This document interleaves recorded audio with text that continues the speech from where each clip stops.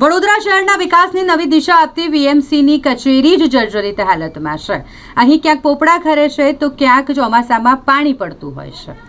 શનિવારના રોજ જ વડોદરા મહાનગરપાલિકાની એક સમિટ મળી હતી। ગુજરાતના મુખ્યમંત્રી ખાસ આ સમિટમાં હાજરી આપવા માટે વડોદરા પધાર્યા હતા। આ સમિટ એટલે કે વડોદરાના વિકાસને નવી દિશા આપવા માટે, વડોદરાના વિકાસને વેગ આપવા માટે આ સમિટનું આયોજન કરવામાં આવ્યું હતું અને જેમાં ઘણા બધા નિષ્ણાંતોએ પોતાના મંતવ્યો રજૂ કર્યા। પરંતુ વાત કરીએ વડોદરા મહાનગરપાલિકાની કચેરી વિશે કે જ્યાં બેસીને અધિકારીઓ અને પદાધિકારીઓ તેમજ સત્તાધીશો વડોદરાના વિકાસની વાતો કરે છે, એ જ બિલ્ડિંગ જર્જરિત હાલતમાં છે। વડોદરાના વિકાસની ચર્ચા પછી થાય અને પહેલાં વડોદરા મહાનગરપાલિકાની જે બિલ્ડિંગ છે, જે કચેરી છે, તેની મરામત કરવામાં આવે, તેનું સમારકામ કરવામાં આવે, તે અત્યારે સત્તાધીશો ધ્યાન આપે તે જરૂરી બન્યું છે। મ્યુનિસિપલ કોર્પોરેશન દ્વારા વિવિધ ઇમારતોને નિર્ભયતાની નોટિસ અપાય છે, પરંતુ પદાધિકારીઓ અને અધિકારીઓ જ્યાં બેસે છે તે ખંડેરાવ માર્કેટ ખાતેની વડી કચેરીના જાળવણીના અભાવે દિવસે દિવસે ખસ્તા હાલત થઈ રહ્યા છે। અગાઉ જુદી જુદી ઓફિસોમાંથી છતના કાંગરા ખર્યા હતા, હજુ પણ ઘણી ઓફિસોની હાલત જર્જરિત છે। એમાંય ચોમાસામાં છતમાંથી પાણી ટપકતું હોવાથી બિલ્ડિંગને વધુ નુકસાન થઈ રહ્યું છે।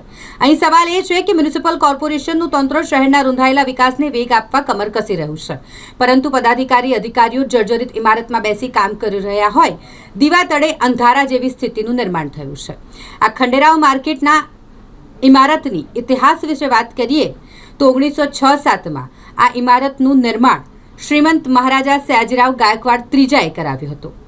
ઇંગ્લેન્ડ પાછા ફરતા પહેલા આર્કિટેક્ટ રોબર્ટ ચિસોમ દ્વારા ઇન્ડો સોરેસેનિક શૈલીમાં ઇમારતની ડિઝાઇન તૈયાર કરી હતી। આ 2 મંજિલી ઇમારતમાં 2 ખંડ છે જે એકબીજા સાથે જોડાયેલા છે અને તેમાં 86 ફૂટની ઊંચાઈ સુધીનો ગુંબજ છે। મહારાજા સયાજીરાવે તેમના દત્તક પિતા મહારાજા ખંડેરાવ ગાયકવાડના નામ ઉપર ઇમારતનું નામ ખંડેરાવ માર્કેટ રાખ્યું। માર્કેટના પ્રાંગણમાં મહારાજા ખંડેરાવ ગાયકવાડની પ્રતિમા પણ મુકાઈ। આ ઇમારત માત્ર 3 લાખ રૂપિયામાં બની હતી અને જે રજત જયંતિ નિમિત્તે મહારાજા સયાજીરાવ ગાયકવાડે શહેર નગરપાલિકાને ભેટ આપી।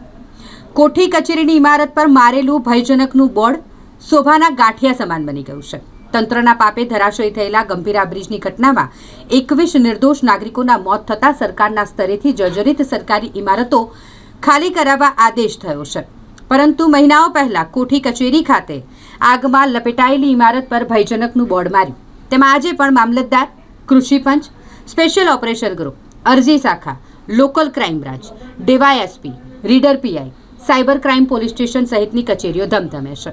આવી જ રીતે નર્મદા ભવનમાં પણ જોવા મળી રહ્યું છે। અહીં પણ ઘણી બધી કચેરીઓ ચાલે છે। શું ખાલી દેખાડા પૂરતા બોર્ડ માર્યા છે કે તંત્ર કોઈ ઘટના બને તેની રાહ જોઈ રહ્યું છે? સરકારી ઇમારતો છે, શું કોર્પોરેશનની બિલ્ડિંગ M20 ગ્રેડમાં આવે છે? ઘણા બધા સવાલો થઈ રહ્યા છે।